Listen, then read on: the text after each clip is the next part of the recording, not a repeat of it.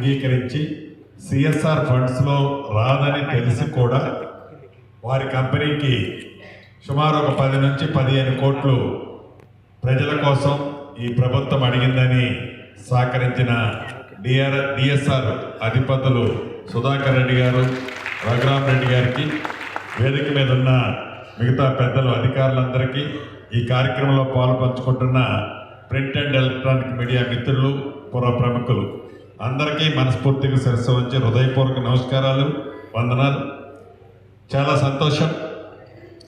ఇక్కడ ఒక 100 గజాల స్థలం కొనుక్కున్న, ఒక 20 లక్షల రూపాయలతో ఒక అపార్ట్మెంట్ కొనుక్కున్న, రిజిస్ట్రేషన్ అనేది అది సాధారణంగా ట్రెడిషనల్గా జరిగే సిస్టమ్. ఈ రిజిస్ట్రేషన్ చేసుకోవాలంటే రిజిస్ట్రేషన్ ఆఫీస్కి ఏదో ఒక టైంలో వేదిక మీద ఉన్నోళ్ళం, వేదిక ముందున్న మీరందరూ కూడా ఆ ఆఫీసుని గడప తట్టిన సందర్భాలు కోకొల్లలు ఉంటాయి. వెళ్ళినప్పుడు ఆ రిజిస్ట్రార్ ఆఫీస్ ఇందాక మిత్రులు చెప్పినట్లు నాతో సహా అనుభవంతో గంటల కొద్దిగా బయట కూర్చోవటం, రోడ్ల మీద చెట్ల కింద నిలబడటం, అదే రకంగా సంటి పిల్లల తల్లులతోనో ఇతరత్ర వస్తున్న వాళ్ళ బాధ ప్రత్యక్షంగా అందరం చూశాం. దీన్ని ఒక ప్రణాళికాబద్ధంగా ఏదైతే ఓఆర్ఆర్కి ఇన్నర్ సైడ్ సుమారు 39 సబ్ రిజిస్ట్రార్లు ఉన్నాయి ఈనాడు, ఈ 39 సబ్ రిజిస్ట్రార్లని ఇంటిగ్రేటెడ్ అంటే 12 సబ్ రిజిస్ట్రార్లుగా ఇంటిగ్రేటెడ్ సబ్ రిజిస్ట్రార్లుగా కట్టాలని నిర్ణయించి, దాంట్లో మొదటిది అపర్ణ కన్స్ట్రక్షన్స్తో ఒకటి ఆల్రెడీ స్టార్ట్ చేశాం. నాకు తెలిసి అది రాష్ట్ర అవతరణ దినోత్సవం జూన్ 2వ నాటికి పూర్తి చేసి హైదరాబాద్లోని ప్రజానికానికి దాన్ని అంకితం చేయడం జరుగుద్ది. రెండవది ఇది ఇక్కడ కుక్కడపల్లిలో ఇప్పుడే మనం శంకుస్థాపన చేసుకున్నాం. ఇలా 12కి 12 ప్రైవేటు సెక్టర్లలో 12 మందిని ఐడెంటిఫై చేశాం. 12 మంది కూడా చాలా ఉత్సాహంగా వాలంటరీ వాళ్ళు సపోర్ట్ చేస్తున్నందుకు రాష్ట్ర ప్రభుత్వ పక్షాన, ఆ శాఖ మంత్రిగా నా పక్షాన కూడా మనస్ఫూర్తిగా అభినందనలు, కృతజ్ఞతలు తెలియజేస్తున్నాను. ఇక్కడ ప్రధానమైంది ప్రజాప్రభుత్వం వచ్చిన తర్వాత గడిచిన 2 సంవత్సరాల్లో రాష్ట్రంలో ఈ రిజిస్ట్రేషన్ సెక్టార్లోనే కాకుండా భూములకు సంబంధించిన సెక్టార్లో కూడా అనేక ప్రక్షాళన చేసి అనేక సంస్కరణలు తీసుకొచ్చి పేదవాడికి, మధ్యతరగతి వారికి, భూములున్న ఆసాములకి భద్రత కల్పించే అనేక కార్యక్రమాలు మీరెన్నుకున్న ఈ ప్రభుత్వం వచ్చిన తర్వాత చేశాం. పెద్దలు స్థానిక పార్లమెంటు సభ్యులు 3-4 అంశాన్ని రేజ్ చేశారు. అవి కూడా నిజం. వాటిని కూడా ఈ రాష్ట్ర ప్రభుత్వం ఉక్కుపాతంతో అనగతొక్కి సామాన్య ప్రజలకి, పేదవాళ్ళకి, నిరుపేదలకి ఈ ప్రభుత్వం అండగా ఉండే దాంట్లో ఎప్పుడూ కూడా ఒక్క నిమిషం కూడా గౌరవ ముఖ్యమంత్రి రేవంత్ రెడ్డి గారు కానీ, ఈ క్యాబినెట్లో ఉన్న మేము కానీ రెండవ థింకింగ్ ఈ ప్రభుత్వానికి ఉండదని కూడా ఈ వేదిక ద్వారా పెద్దలతో పాటు మిత్రులందరికీ కూడా తెలియజేస్తున్నాం. చివరిగా నేను చెప్పదలుచుకున్నది ఒక్కటే, ఈ హైదరాబాద్ మహానగరంలో ఒక ఈ స్టాంప్స్ అండ్ రిజిస్ట్రేషన్స్ బిల్డింగులు కట్టి వదిలేయటం కాదు. ఇప్పుడు ఫర్ ఎగ్జాంపుల్ ఈ బిల్డింగ్ కట్టాలంటే 12 నుంచి 15 కోట్లు అవుతుంది. కట్టడం ఎవరైనా కడతాం, కానీ దాన్ని మెయింటైన్ చేయడం కూడా చాలా ఇంపార్టెంట్. దీన్ని మెయింటైన్ చేసే విషయంలో కూడా ఎవరైతే కడుతున్నారో 5 సంవత్సరాలు మెయింటెనెన్స్ ఆ మిత్రులకే వారికి బడ్డెను కాకుండా ఉండే విధంగా వారికే ఇచ్చే కార్యక్రమాన్ని కూడా దీంట్లో పొందుపరచడం జరిగింది. ఎవరైనా కొత్తగా పెళ్లిళ్ళు చేసుకున్న జంటలు వస్తే అఫీషియల్గా రిజిస్ట్రేషన్ కావాలి అంటే కూడా వారి కోసం కూడా ఒక చిన్న మ్యారేజ్ హాల్కు సంబంధించింది కూడా ఈ సబ్ రిజిస్ట్రార్ ఆఫీసులో ఏర్పాటు చేస్తున్నాం. దీంతో పాటు సంటి పిల్లల తల్లులు వచ్చినా, ఎవరైనా పెద్ద పెద్ద పొలిటీషియన్స్ వచ్చినా, చిన్న పేదవాళ్ళు వచ్చినా వారందరికీ కూడా సకల వసతులతో ప్రైవేట్ సెక్టార్లో ఎలానైతే అద్భుతంగా ఉంటుందో దాన్ని మరిపించే విధంగా, నిజంగా నేను ఇప్పుడు సబ్ రిజిస్ట్రార్ ఆఫీసులోనే ఉన్నానా అని ఆ సబ్ రిజిస్ట్రార్ ఆఫీస్కి మంచి ఆలోచనతో కట్టించాలన్నదే ఈ ప్రభుత్వం యొక్క ఆలోచన. భూములు ప్రభుత్వం ఇస్తుంది. ఉదాహరణకి కుక్కడపల్లికి సంబంధించిన భూమి హౌసింగ్ డిపార్ట్మెంట్ది. ఆ శాఖ కూడా నా దగ్గరే ఉంది కాబట్టి 2 ఎకరాలు ఈ స్టాంప్స్ అండ్ రిజిస్ట్రేషన్కి ఎకరం వచ్చేసి 100 నుంచి 120 కోట్లు ఉంటుంది. అయినా కూడా ఇందాక పెద్దలు స్థానిక పార్లమెంటు సభ్యులు డబ్బే ఈ ప్రభుత్వానికి ముఖ్యం కాదు. డబ్బు కోసమే ఈ ప్రభుత్వం, నిధులు సేకరించడం కోసమే ఈ ప్రభుత్వం తాపత్రయపడదు. ఏదో ఒకటి అమ్మేసి గబగబా గవర్నమెంట్ ఖజానా నింపాలన్నదే ఈ ప్రభుత్వం యొక్క ఆలోచన కాదు. ప్రజలకి సౌకర్యార్థం, ప్రజలకి మంచి చేసే దాంట్లో, ప్రజలకి వీలైనంత తక్కువ పొల్యూషన్ వచ్చే దాంట్లో అన్ని రంగాలలో ఈ ప్రభుత్వం 360 డిగ్రీస్లో ఈ పొల్యూషన్ పక్షాన్ని కానీ, ప్రజలకి మంచి జరిగే విషయంలో కానీ, ఇతరత్ర ప్రతి విషయంలో డబ్బే ఈ ప్రభుత్వానికి ప్రాధాన్యత కాకుండా ప్రజలకి మంచి చేసే కార్యక్రమం ఈ ప్రభుత్వం ఇంతకుముందు చేసింది, భవిష్యత్తులో కూడా చేస్తుంది.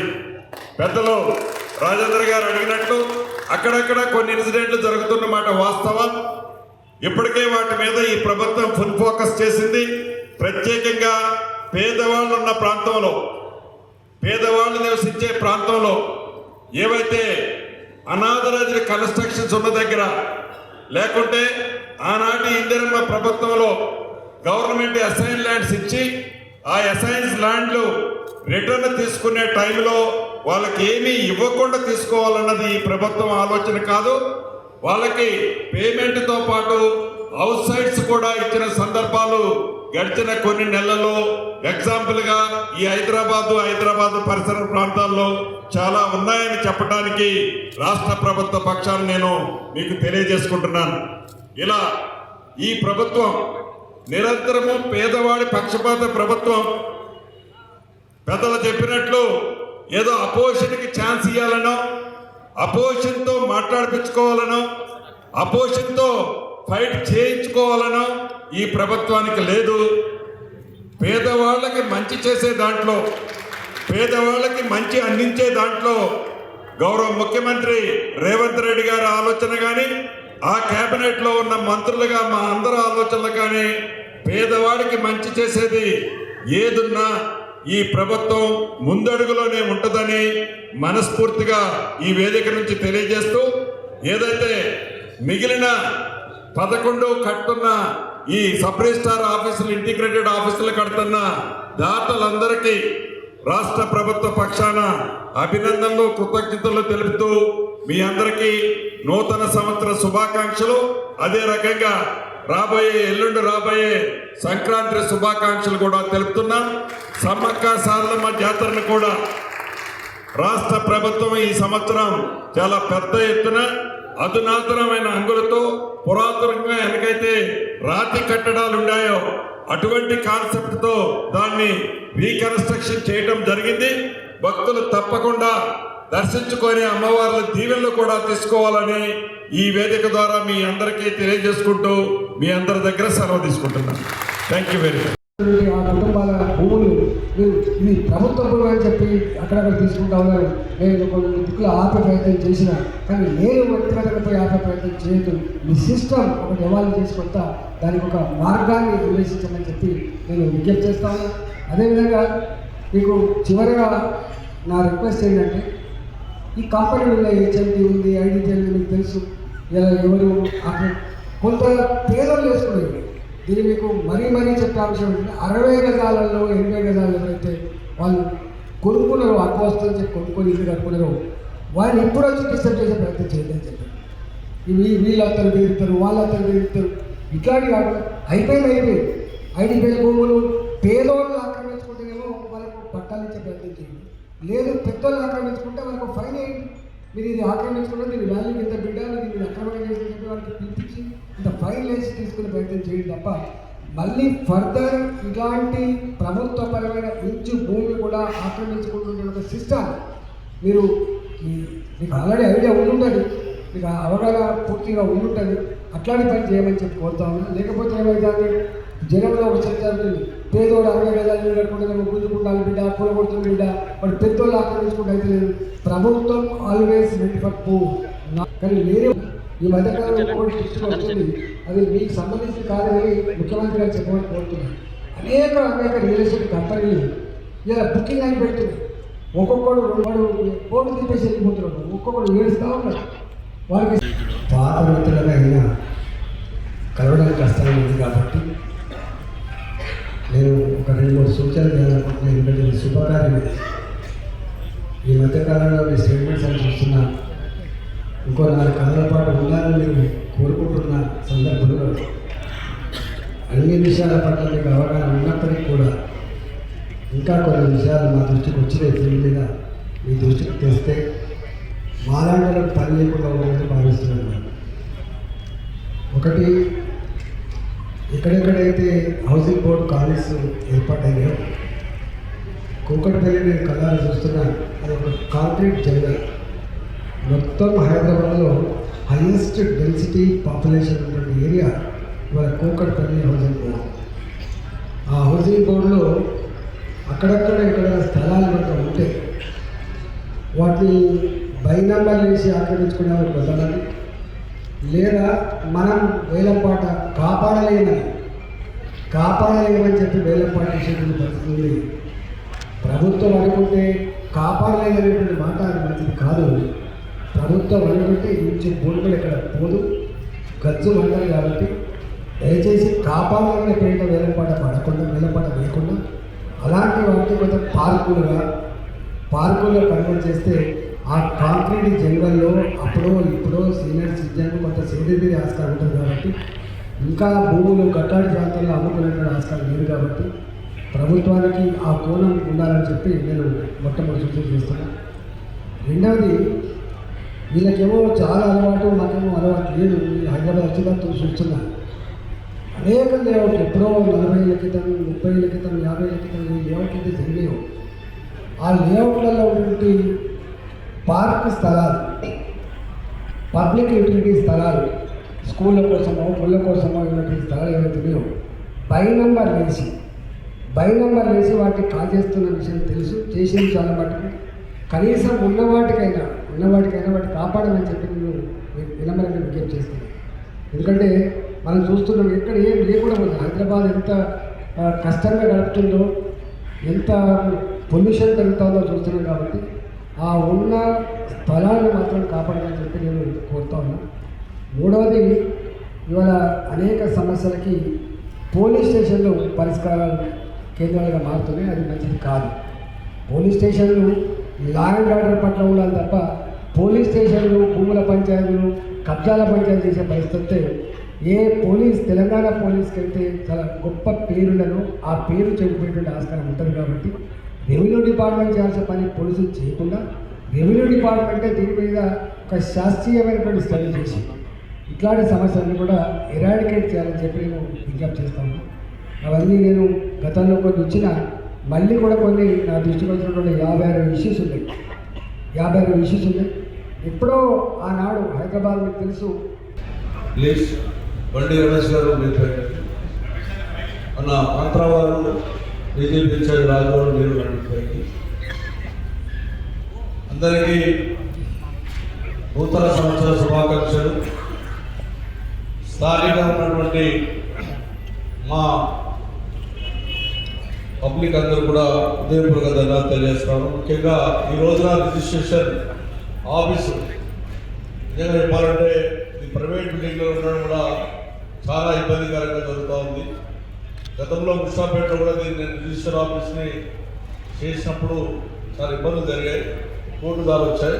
దానికి మా మంత్రి గారు పొగరెడ్డి శ్రీనివాసరెడ్డి గారు శ్రద్ధ తీసుకొని మా కాన్షియస్లో తీసుకురావడం, పొగరెడ్డి శ్రీనివాసరెడ్డి మంత్రి గారికి హృదయపూర్వక ధన్యవాదాలు తెలియజేస్తాం. కుక్కపల్లి శాసనసభ్యుల తరఫున మా ఈటల రాజేంద్ర గారికి, మా పార్లమెంట్ సభ్యులు, అదేవిధంగా మా ఎమ్మెల్సీ నవీన్ కుమార్ గారికి, డిప్యూటీ మేయర్ గారికి, శ్రీశే బాబురావు గారికి, వేదిక ఉన్నటువంటి అందరూ కూడా పేరు పేరున ధన్యవాదాలు తెలియజేస్తూ ఉన్నాం. పోలీటర్లకు మంత్రి గారికి ఒక విజ్ఞప్తి చేస్తూ ఉన్నాం. కేపీఎల్బీ కాలనీలో ఉన్నటువంటి 3 ఎకరాల ల్యాండ్ ఎమ్యూనిటీస్ ల్యాండ్ ఉందనే మీకు కూడా ఆల్రెడీ లెటర్ ఇచ్చాను. అది నందమూరి తారక రామారావు పేరు మీద ఫౌండేషన్ వేసాం. కలెక్టర్ అవార్డు చేశారు. దాన్ని హౌసింగ్ బోర్డు నుంచి ల్యాండ్ ఆల్రెడీ మీరు కలెక్టర్ గారికి హ్యాండ్ ఓవర్ చేసి ఆ కలెక్టర్ దారి నుంచి జిల్లా పరిషత్ స్కూల్కి మీరు ఇవ్వాలని చెప్పి నేను కోరుకుంటా ఉన్నాను. ఎందుకంటే ఇంత పెద్ద హౌసింగ్ బోర్డులో ఆ స్కూల్ లేక ఇబ్బంది పడతా ఉన్నాను. 3 ఎకర్స్ ఉంది ఎమ్యూనిటీస్ ల్యాండ్. అది ఆల్రెడీ హౌసింగ్ బోర్డు ఆధీనంలో ఉంది కాబట్టి అది జిల్లా పరిషత్ కేటాయించినట్టుంటే మేము ప్రైవేట్ నుంచి మేమందరం తీసుకొని చేస్తున్నటువంటి పరిస్థితులు ఉన్నాయి. వాటిని ప్రజలకు ఇబ్బంది కాకుండా రిజిస్ట్రేషన్ ఆఫీసు కూడా రంగారెడ్డి జిల్లాలో పెద్ద ఎత్తున చేసుకోవడం జరుగుతున్నది. ముఖ్యంగా రెవెన్యూ మినిస్టర్ శ్రీనివాస్ రెడ్డి గారు శ్రద్ధ పెట్టి ఇలాంటి కార్యక్రమాలు చాలా చేస్తున్నాం. ఆదిత్యవారు కూడా ముందుకొచ్చి మరి మంత్రి గారు ఆదేశాల మేరకు వారు కూడా కట్టడానికి ముందుకొచ్చిన రంగారెడ్డి జిల్లాలో దానికి డిఎస్ఆర్ వారు కూడా మరి ఇక్కడ చక్కగా కట్టడం కట్టేయడం చాలా సంతోషం.